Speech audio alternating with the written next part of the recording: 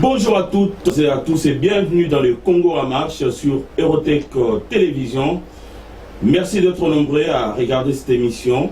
Nous recevons aujourd'hui sur notre plateau un homme de sciences, un scientifique, un docteur en droit public et chercheur à l'université Paris 1 Panthéon-Sorbonne. L'invité de ce jour sur notre plateau est un constitutionnaliste. Il est à la fois défenseur de la démocratie et de l'état de droit. Outre sa casquette de scientifique, notre invité est aussi un défenseur des droits de l'homme. C'est un avocat de profession, donc maître. C'est bien lui qui avait défendu devant la cour d'ordre militaire en 2002 le seul témoin présent au moment de l'assassinat du président Laurent Désiré Kabila, c'est-à-dire la personne qui était au bureau avec Laurent Désiré Kabila au moment de son assassinat. Il nous fait honneur d'être notre premier invité de l'année 2020. Avec lui, nous allons aborder sans complaisance et surtout sans langue de bois toutes les questions d'actualité en République démocratique du Congo. Il s'agira notamment du bilan d'une année au pouvoir de Félix Tshisekedi, de son premier discours sur l'état de la nation devant le Congrès, de la coalition entre le Front commun pour le Congo et le Cap pour le changement, qui semble être un duel au lieu d'être duo derrière la seule vision de Félix Tshisekedi. De la construction de l'état de droit promis par le président Tshisekedi dans cette ambiance ambiguë de la coalition et de l'influence réelle ou supposée du président sortant Joseph Kabila, autorité morale du Front commun pour le Congo. Docteur Martin Moulumba, bonjour. Bonjour Monsieur Jean Poy. Un grand plaisir de vous recevoir sur notre plateau. Alors, docteur, vous êtes spécialiste en droit constitutionnel de l'Université Paris 1 Panthéon-Sorbonne. Pourriez-vous nous dire brièvement un mot sur votre thèse de doctorat préparée et soutenue dans cette grande université française qui est la Sorbonne? C'est quoi le sujet et la problématique posée? Et quelles sont les études faites pour arriver jusqu'à cette spécialisation en droit constitutionnel, maître? D'abord, merci de votre invitation. Ma thèse doctorat a porté sur la conception de la fonction présidentielle en République démocratique du Congo. Je suis parti d'un constat selon lequel, depuis l'accession du Congo à l'indépendance, aucune alternance démocratique n'avait eu lieu au sommet de l'État. Alors que la Constitution définit la RDC comme un État de droit et une démocratie. De ce constat, je me suis posé la question comment les différents présidents congolais concevaient leurs fonctions. Parce que la souveraineté du peuple garantie dans la Constitution était soit confisquée, soit refusée. Parce que vous vous souvenez, depuis qu'Assavou avait pris le pouvoir d'une manière démocratique, il a été écarté par les coups d'État militaires de Mobutu. Mobutu lui-même a été chassé par les armes de Laurent Désiré Kabila. Laurent Désiré Kabila a assassiné, son fils Joseph Kabila a hérité le pouvoir présidentiel alors que le Congo est une république. Et là, on s'est posé la question, est-ce que les différents présidents concevaient ces pouvoirs comme un bien personnel? On a regardé que la fonction présidentielle au Congo était toujours un pouvoir autoritaire, un pouvoir clos qui se concevait comme un bonnet qu'on porte sur une seule tête. Cette étude a révélé une inadéquation persistante entre la théorie démocratique consacrée dans les textes constitutionnels et la pratique hégémonique du pouvoir. En ce qui concerne mon cursus universitaire, pour arriver à ce doctorat, j'ai d'abord obtenu une licence en droit public à l'université de Kinshasa. Et après avoir exercé comme avocat, j'ai décidé d'approfondir mes connaissances en droit public. Et j'ai sollicité une inscription à la Sorbonne où j'ai été admis. Et là, j'ai obtenu un master 2 de recherche en droit constitutionnel et droits fondamentaux. J'ai également obtenu un diplôme approfondi en administration des élections et bonne gouvernance. Et j'ai aussi une formation en justice internationale et droit des victimes de l'Université de Montréal au Canada. Et ce parcours a permis que je sois admis en thèse. Et j'ai été admis à l'école doctorale de droit de la Sorbonne, là où j'ai préparé et soutenu ma thèse de doctorat dont vous faites allusion. Le 11 décembre dernier, une grande cérémonie était organisée à la Sorbonne, précisément à l'école doctorale des droits de la Sorbonne. Et vous étiez invité à prendre la parole devant les doctorants et doctorantes de cette école doctorale. Pourriez-vous nous dire de quelle cérémonie il s'agissait et en quelle qualité étiez-vous invité ou désigné pour prendre la parole? Un autre Congolais l'a-t-il déjà fait avant vous? Et vous êtes le premier à prendre la parole à la rentrée solennelle de l'école doctorale des droits, cette prestigieuse université Panthéon, Paris 1, Panthéon-Sorbonne. Alors, docteur? Oui, le 11 décembre, c'était la rentrée solennelle de l'école doctorale des droits de la Sorbonne. À chaque rentrée solennelle, l'école doctorale invite un lauréat des docteurs de l'édition précédente. Et cette année, j'ai été désigné lauréat, un des lauréats de l'édition précédente. C'est à cette occasion que j'étais invité pour prendre la parole à la rentrée de l'école doctorale. C'était quoi au juste? Il fallait motiver ceux qui font encore leur thèse, ceux qui préparent leur thèse, qu'on appelle les doctorants. Leur montrer que tout est possible. Parce que chaque année à l'université, il y a beaucoup de personnes qui s'inscrivent en thèse, mais peu seulement arrivent au bout. Faire une thèse, c'est un parcours long, difficile, où il y a beaucoup d'obstacles. Il fallait les motiver, leur dire qu'il ne faut pas se décourager et qu'il faut tenir jusqu'au bout. Et quant à savoir si avant moi, il y avait un autre Congolais qui a été désigné pour prendre la parole à la rentrée sur l'école doctorale, malheureusement non. Je suis le premier à être désigné. Le Congo a été honoré par ma modeste personne. Alors, docteur, l'actualité congolaise est dominée d'une part par la fermeture de l'université de Kinshasa suite aux incidents graves du lundi 6 janvier dernier sur le site universitaire, et d'autre part par l'insécurité à l'est de la République démocratique du Congo. Le cardinal Ambongo même a parlé d'un risque de balkanisation du pays. Quelle lecture faites-vous en tant qu'homme de science de cette actualité? D'abord, en ce qui concerne les incidents à l'UNIKIN, ce qui s'est passé, c'est grave, c'est inadmissible, parce que l'université est un lieu du savoir par excellence. La barbarie n'a pas sa place dans une université. Moi-même, je suis un ancien de l'UNIKIN. Et quand on dit ça, on condamne ce qui s'est passé, mais la question qui mérite d'être posée, comment en est-on arrivé là? Parce que ces incidents révèlent un malaise profond.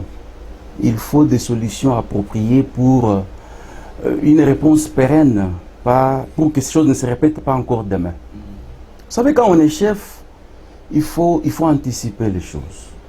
Parce que quand vous n'anticipez pas les choses, au lieu que vous puissiez gérer les événements, ce sont des événements qui vont vous gérer. Malheureusement, ce qui s'est passé avec les incidents de l'UNIKIN. En ce qui concerne la crise ou la situation à l'est du pays, depuis plus de 20 ans, nos compatriotes de l'Est vivent une situation inadmissible. Depuis l'avènement de l'AFDL, où on voit que cette partie du territoire est devenue comme une partie de l'État où il n'y a pas les droits. Et qu'on ne peut pas accepter que cette situation perdure ou continue. C'est vrai, j'ai suivi avec attention ce que le cardinal a dit, l'alerte qu'il a donnée. Je pense que ces propos doivent être pris au sérieux par les autorités.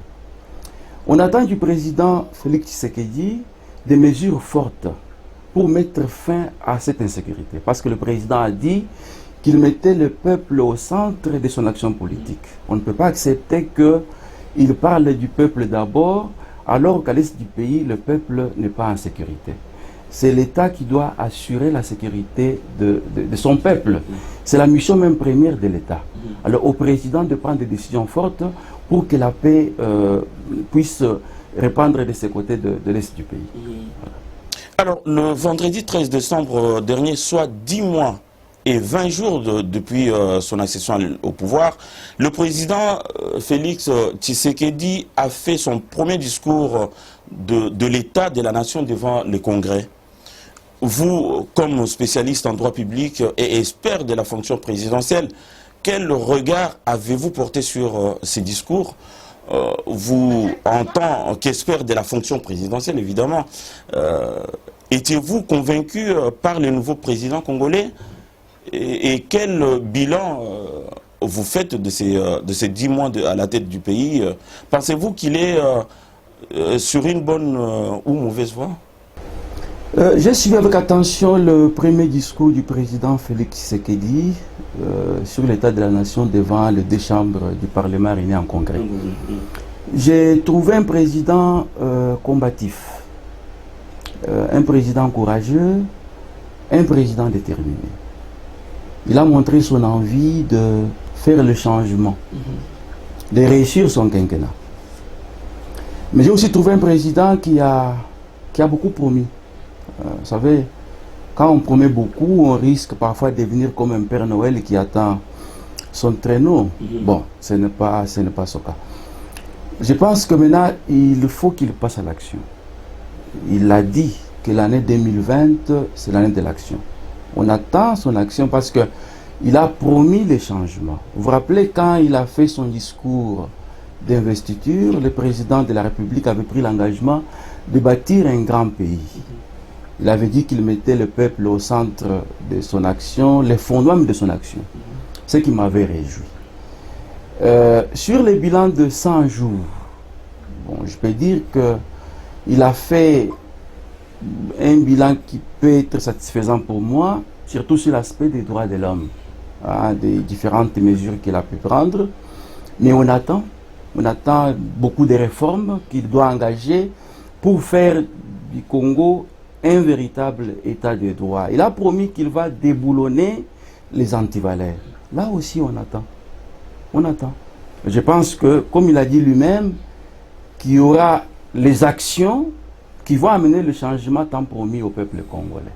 Outre votre doctorat en droit public, spécialité droit constitutionnel, vous avez aussi une spécialisation en administration d'élections et bonne gouvernance, et obtenue à la Sorbonne évidemment, et une formation en justice internationale et droit des victimes de l'Université de Montréal au Canada. Que pensez-vous du souhait du président Tshisekedi de revenir à 2 tours d'élection, de l'élection présidentielle, et de changer le mode d'élection des gouverneurs et des sénateurs pour être élus directement par le peuple, et aussi de sa volonté de renforcer l'autorité ou l'indépendance de la justice? Pensez-vous que ces souhaits du président Félix Tshisekedi sont justifiés dans le contexte actuel? Pour l'élection présidentielle, d'abord, les constituants de 2006 avaient prévu une élection à 2 tours. En 2006, on a eu une élection présidentielle à 2 tours. En 2011, pour des raisons inavouées, la Constitution a été modifiée. On a enlevé le 2e tour, on est resté avec un seul tour. Mais quel est l'inconvénient d'un seul tour à une élection présidentielle? Dans un pays où on a plusieurs candidats, c'est que le président d'abord est élu par une minorité. Il a une légitimité qui n'est pas si forte. On peut facilement le contester. Et aussi, ça évite, un seul tour permet peut-être un hold-up électoral. On a proclamé tel, bon, puis il n'y a plus de débat. Alors, quand le président souhaite qu'on puisse avoir 2 tours d'élection, qu'on revienne à la version initiale de la Constitution de 2006, je trouve que c'est un souhait légitime. Parce que une élection à 2 tours, au premier tour, on élimine, Et au deuxième, on choisit. Et si on a plusieurs candidats, on élimine d'abord les opportunistes. On a des candidats, on a des projets, et on fait un choix. Et le président qui est élu au deuxième tour est élu par la majorité des Congolais. Il a une légitimité forte qui ne peut être contestée. Je pense aussi que c'est un souhait justifié. Quant à l'indépendance de la justice, on ne peut jamais construire un état de droit sans une justice indépendante. Je pense que ce qui s'est passé même avec l'élection de gouverneurs, on a vu des choses inadmissibles. Inadmissibles. On a piétiné la démocratie. Moi, je me pose la question, certains juges de la Cour constitutionnelle, pourquoi ils sont là? Ils ne se gênent pas de ce qui s'est passé. Là aussi, il faut restaurer l'indépendance de la justice. Concernant l'élection au suffrage indirect de gouverneurs et de sénateurs, il faut savoir, ce qui pose le problème, ce n'est pas les modes de désignation. L'élection indirecte, c'est un mode démocratique. Mais c'est la mentalité, c'est le comportement des hommes. Qu'est-ce qu'on a remarqué? Que non, les gens dépensaient énormément, beaucoup d'argent pour être élus. C'est la corruption qui pose problème. Alors, on voit que les mœurs politiques congolaises ne sont pas compatibles avec une élection au suffrage indirect. D'où il faut que le peuple lui-même, parce que quelqu'un ne pourra pas aller dépenser beaucoup d'argent pour corrompre la population. Donc, si c'est pour remédier à cette situation, je ne vois aucun inconvénient. Parce que le Congo nous a démontré qu'on a beaucoup de trafiquants politiques. Alors, ceux qui ont fait de la politique un fonds de commerce et n'ont pas un service à se rendre. Alors, s'il faut que les peuples puissent trancher à chaque fois, pourquoi pas? Lors de ces congrès, le président Félix Tshisekedi avait indiqué vouloir engager une profonde réflexion sur la question de la double nationalité, c'est-à-dire l'article 10 de la Constitution. Quelle lecture, vous, en tant que constitutionnaliste, vous faites de ces souhaits du chef de l'État, tendant à mettre un terme à l'ambiguïté qui entoure cette question de la nationalité congolaise? Au terme de l'article 10 de la Constitution congolaise, la nationalité congolaise est une exclusive.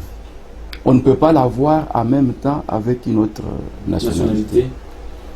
Mais quand on lit cet article 10 de la Constitution, notamment l'alinéa 3, on définit un Congolais d'origine par l'appartenance à un groupe ethnique dont la population et les territoires étaient là quand le Congo est devenu RDC, à l'indépendance. On voit bien que on appartient à un groupe ethnique à vie. On est Mukongo à vie. On est Mourouba à vie. Et quand quelqu'un change de nationalité ou prend une autre nationalité, on ne voit pas par quel mécanisme il casse son lien avec son ethnie. Donc, si on appartient à une ethnie à vie, donc on est Congolais d'origine à vie. Alors, sur ce point, moi je pense qu'il y a une ambiguïté juridique et une hypocrisie politique. On doit mettre fin à cette situation. C'est vrai qu'il y a une certaine crainte légitime, par exemple au niveau des frontières à l'Est, où on ne sait pas qui entre qui devient Congolais, mais au niveau juridique, il y a une ambiguïté. Si on pouvait interpréter bien l'article 10, moi je pense qu'il pouvait être censuré. Parce que l'alinéa 3 de l'article 10 définit clairement qui est Congolais d'origine, par son appartenance à une ethnie. Or, on appartient à une ethnie à vie. Donc, on est Congolais d'origine à vie. Je pense que la réflexion que le président demande est justifiée. Dans votre tribune publiée dans le journal Libre Belgique le jeudi 26 décembre dernier, intitulée « La coalition Tshisekedi-Kabila, duo ou duel au sommet de l'État en RDC », vous affirmez clairement que, compte tenu de la méfiance qui règne entre les acteurs de la coalition, cette alliance politique est devenue, à vos yeux, un véritable caillou dans les chaussures de Félix Tshisekedi. Pensez-vous, comme vous le dites d'ailleurs, que le président s'est réellement tiré une balle dans le pied en acceptant cette coalition dont l'avenir était clairement incertain? Le président Félix Tshisekedi est arrivé au pouvoir dans un contexte inédit. Un président venant de l'opposition avec une majorité acquise au président sortant. On se pose la question comment est-ce que le peuple congolais qui a voté le même jour et le président et les députés, il fait le choix du changement au sommet de l'État et choisit les statu quo au niveau des chambres. C'est comme si on a voulu une chose et son contraire à la fois. Devant ces paradoxes, le président avait juridiquement que deux choix. Soit la cohabitation, soit la coalition. Il a fait le choix le plus difficile de la coalition, dont l'avenir n'était pas prédit, ou certain. Vous vous rappelez, j'ai tenu une conférence au mois de septembre, dont le thème était la conception et l'exercice du pouvoir de Félix Tshisekedi, espoir ou crainte. Lors de cette conférence, j'avais démontré que par sa conception du pouvoir de peuple d'abord, le président place le peuple comme le fondement et l'essence même de sa vision politique, qui avait à ce point de vue un espoir. Et que, avec une coalition dont les fondements étaient apparemment fragiles, une coalition fondée sur une méfiance réciproque, j'avais dit que c'était un motif légitime d'une crainte. Quelques mois ont suffi pour voir les comportements des uns et des autres. Un exemple, un président qui prend une ordonnance. L'ordonnance dit qu'elle entre en vigueur, elle a dit sa signature. L'ordonnance est publiée au journal officiel. Mais un ministre que le président a nommé refuse d'appliquer cette ordonnance. Je me demande comment est-ce qu'on peut changer les choses avec une telle situation. Alors, c'est vrai que la coalition a été présentée comme un duo pour soutenir le président de la République. Mais ce qui se passe, les propos des uns et des autres, on a suivi les propos tenus par Jean-Marc Kaboul au Kassai. Et aussi les propos du leader du FCC. Ça montre que c'est un duel qui est placé au niveau de l'État. Dans un duel, il y a toujours un perdant et un gagnant. Mais je crains que le perdant soit le peuple. Parce que ce changement qui est intervenu au sommet de l'État, c'est d'abord un combat de longue date du peuple congolais. Là aussi, M. le Président doit se servir de tous les pouvoirs que la Constitution lui donne pour mettre fin à cette situation. Ça ne doit pas durer. Parce que le temps risque de ne pas jouer pour le président Tshisekedi. Les gens ont l'espoir, les Congolais ont beaucoup d'espoir du changement qu'il a promis. Mais avec ce qui se passe, on se pose la question, comment cette ambiguïté va se terminer? Certaines personnes accusent le cabinet d'avoir beaucoup d'amateurs, des collaborateurs qui ne font rien, qui n'aident pas réellement le chef de l'État. Quelle lecture portez-vous sur les cabinets du président de la République? Les rumeurs persistantes parlent d'un remaniement très prochainement. Selon vous, qui garder et qui écarter pour avoir un cabinet à la hauteur des enjeux? Car on accuse même quelques collaborateurs du chef de l'État d'être des opportunistes, des gens qui sont là seulement, qui sont venus se remplir les poches et conduire le chef de l'État à l'échec. Quant au cabinet du chef de l'État, je ne sais pas s'il y a un remaniement ou pas, peut-être que vous avez le secret. C'est le chef de l'État qui connaît ses collaborateurs. C'est lui qui sait quelle mission il a confiée à tel ou tel collaborateur. C'est lui qui peut évaluer le rendement de tel ou tel collaborateur. Bon, je ne connais pas malheureusement tout le monde qui est dans ce cabinet. Je connais certains amis qui sont là-bas, mais ils sont des gens compétents. Sont des gens compétents qui méritent leur poste et qui font du bon travail. Je ne peux pas les citer ici sur votre plateau. Je pense qu'il revient au président de la République de faire le bilan du travail de son cabinet. C'est vrai que les gens disent beaucoup de choses, hein, avérées ou supposées. Je n'ai pas de preuves sur ce qui est dit sur tel ou tel collaborateur. Bon, nous sommes dans un monde où quelqu'un peut dire une chose, une information, circule vite. Mais je pense que je ne suis pas un arbitre pour distribuer sur les plateaux ici des cartons jaunes à celui-là, des cartons rouges à celui-là. Il revient au président de la République d'apprécier ce que font ses collaborateurs. Qui mérite sa place, qui ne mérite pas. Vous savez, le président ne doit pas avoir des amis. Le président doit être conduit que par l'intérêt général. S'il y a des choses qui ne marchent pas, il faut qu'il tranche. Alors, je pense qu'il est suffisamment lui-même éclairé et compétent pour trancher sur la question. Cher docteur, ici en France où nous vivons, quand un responsable politique est accusé ou soupçonné d'une malversation, il démissionne. Mais pourquoi dans les pays africains en général et au Congo, Kinshasa en particulier, cette culture de démission n'existe pas? Comment faire pour la mettre en place? Votre question soulève des problèmes. Il y a d'une part la moralisation de la vie publique et d'autre part la notion de la responsabilité quand on gère un service public. Vous savez, au-delà d'une culture démocratique qu'il faudra avoir en RDC, il faut créer un cadre. Il faut qu'il y ait une loi sur la moralisation et la transparence. Et même s'il y a cette loi-là, il faudra qu'on puisse l'appliquer. Et si on fait une loi et que tout le monde est égal devant la loi et qu'on l'applique, je pense qu'on arrivera à mettre fin à cette ambiguïté. Parce que au Congo en politique, je constate qu'il n'y a pas d'éthique.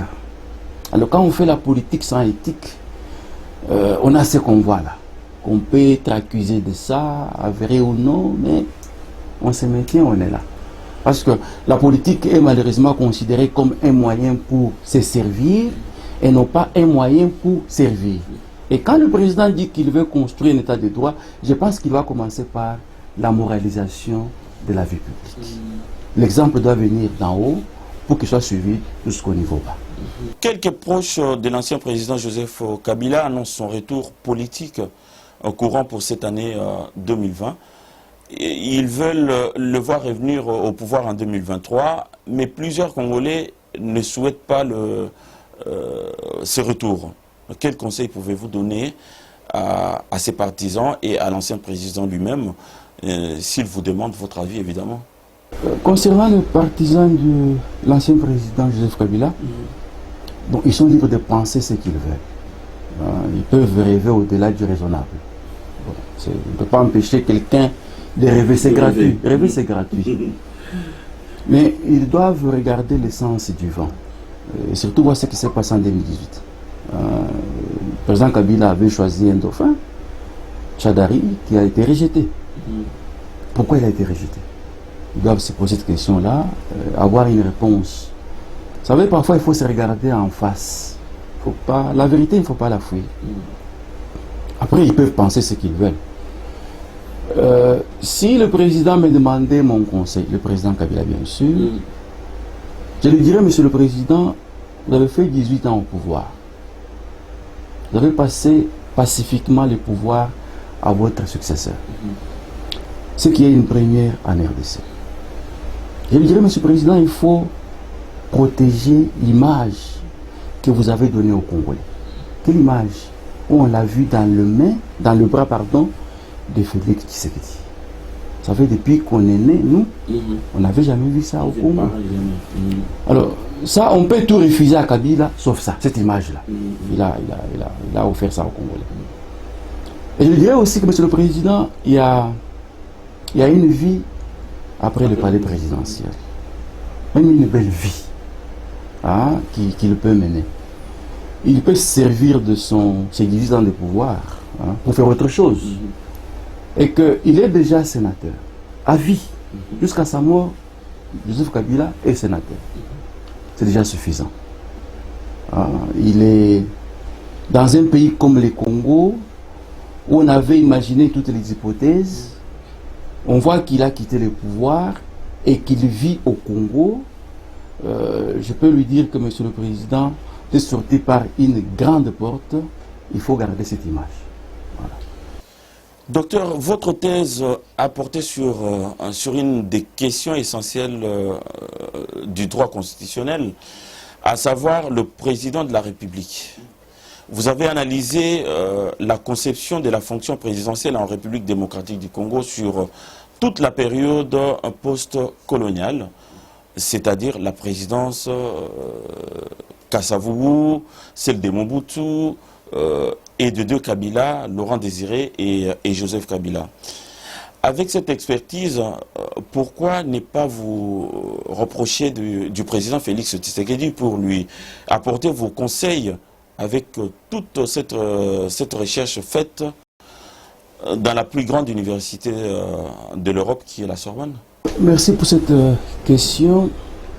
Bon, déjà, le changement au Congo ne doit pas être une affaire de quelques personnes.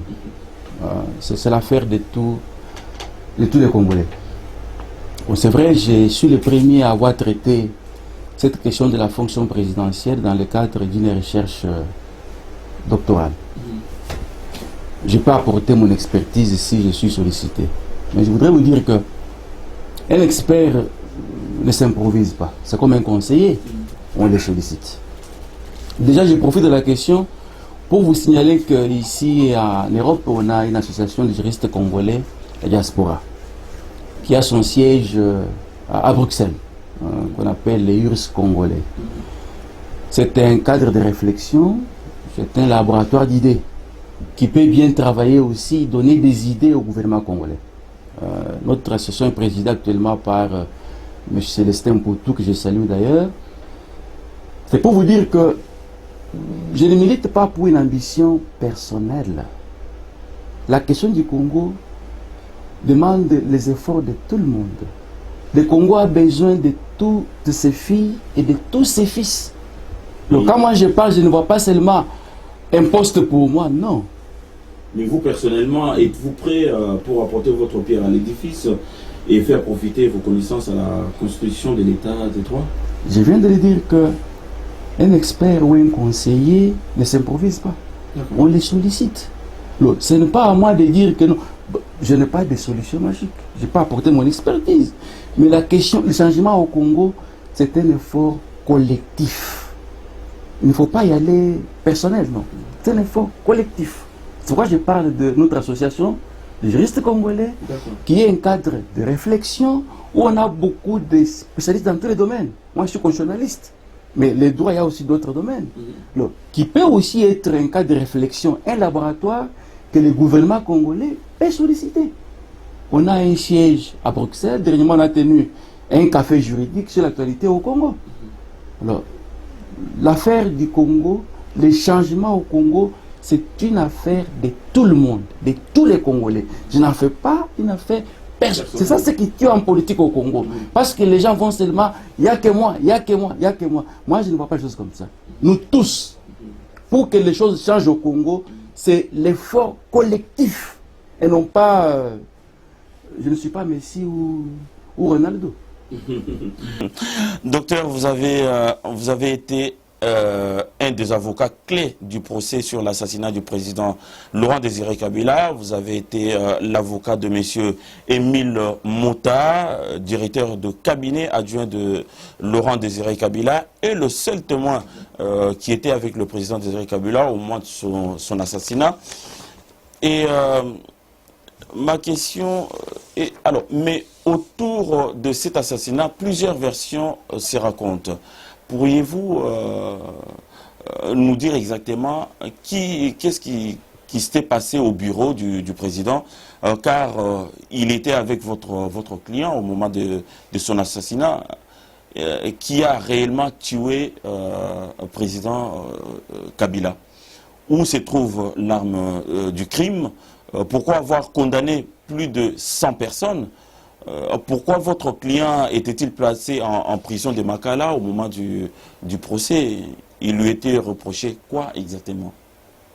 J'ai eu le privilège d'être l'avocat du seul témoin. La personne qui était avec le président Laurent Désiré Kabila quand il a été assassiné. C'est celui qui a vu comment l'assassin est entré au bureau et comment il a tiré à bout portant sur le président.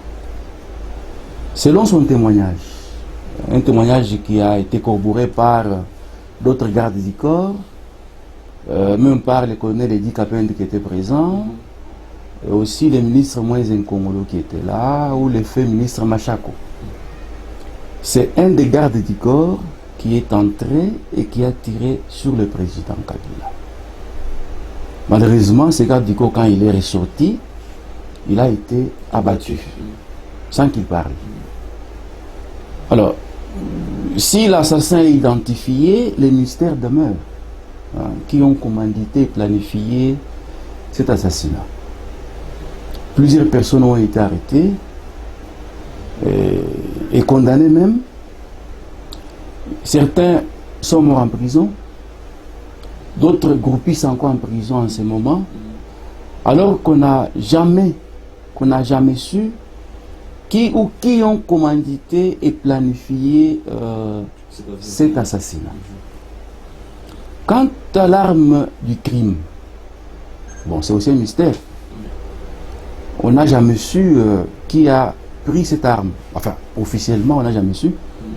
Mais c'est une question qui méritait d'être posée à Charles Alamba, qui était procureur à cette époque-là, mais qui malheureusement est aussi mort en prison avec peut-être des secrets sur ces sujets-là.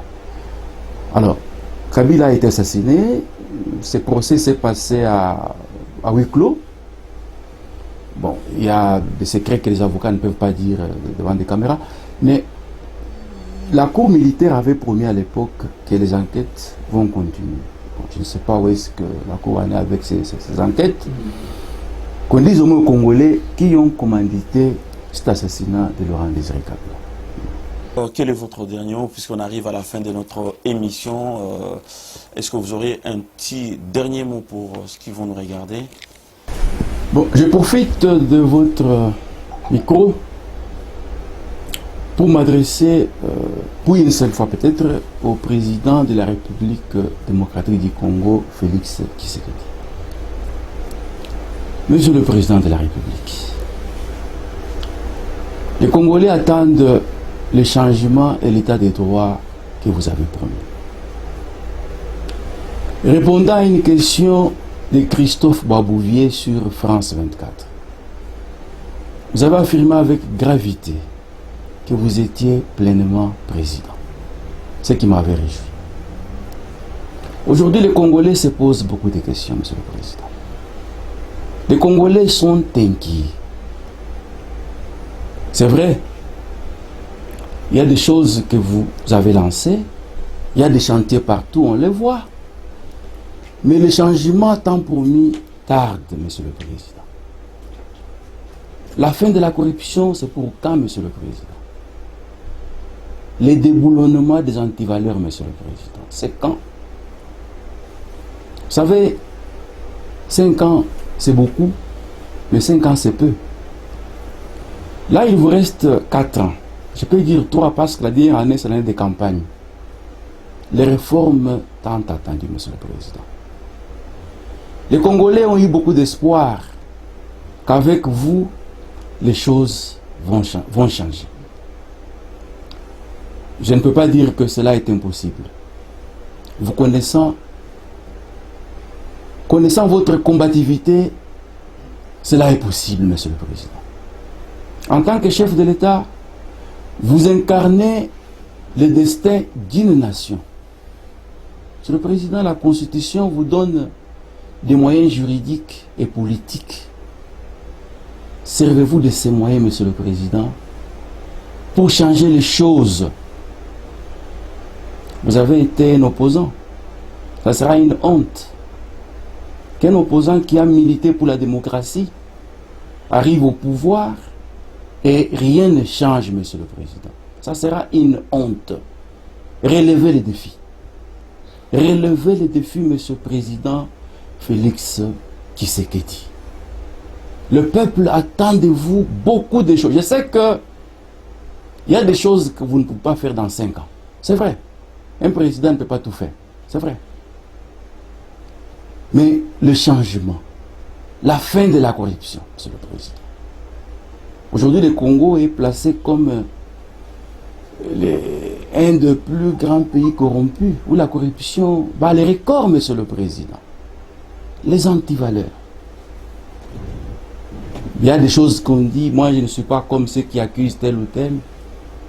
Instaurer l'état de droit.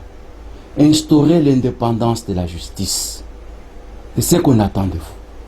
Voilà mon dernier mot. Alors, merci beaucoup, docteur. Je vous rappelle que nous avons reçu sur ce plateau aujourd'hui docteur Martin Moulumba, qui est constitutionnaliste et puis il est docteur en droit, évidemment.